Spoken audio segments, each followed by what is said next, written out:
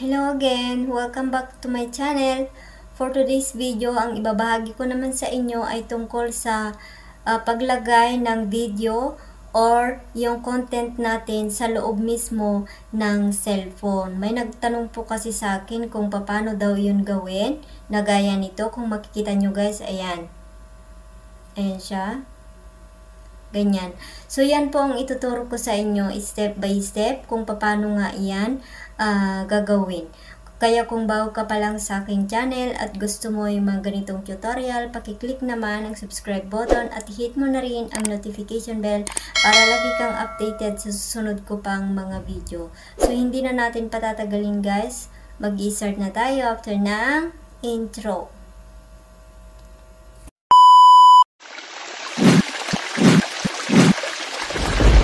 So, ang gagamitin nating editor ay ang CapCut. Kailangan meron po kayong CapCut editor kasi ito po talaga yung gagamitin natin. So, click na natin itong CapCut. And then, select natin itong new project. At saka bago din po na gagawa kayo ng video ganon, kailangan naka-download na kayo sa Google ng cellphone with green screen background. So, dito mamimili tayo ng video na gusto natin lagyan ng cellphone na nakapalibot or gusto nating ilagay sa loob ng cellphone. For example, ito. Yan ang gusto ko. And then, yan. And then, dito, i-edit natin siya guys para maganda yung kanyang dating. So, ayan. I-ratio muna natin. Kailangan sa YouTube siya. Ayan. So, click lang natin tong check dito sa gilid. And then, punta tayo sa overlay. So, for example, ito yung lalagyan ko ng cellphone background. Ayan. And then, overlay. Punta tayo sa photos. Ito guys, yung kailangan ninyong i-download sa Google, yung cellphone na may green screen background.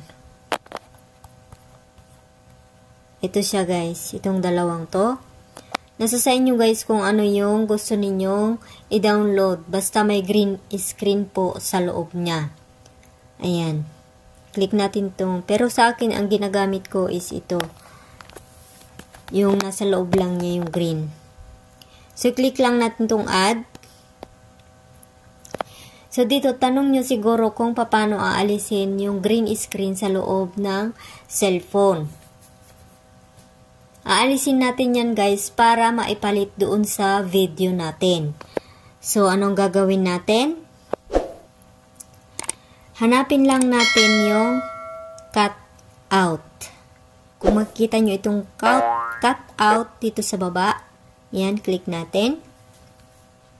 Then dito, remove background, customize cut out, chroma key. So, click natin itong chroma key. Yan. Kung makikita nyo tong bilog dito na may puti, i-move lang natin ng ganyan.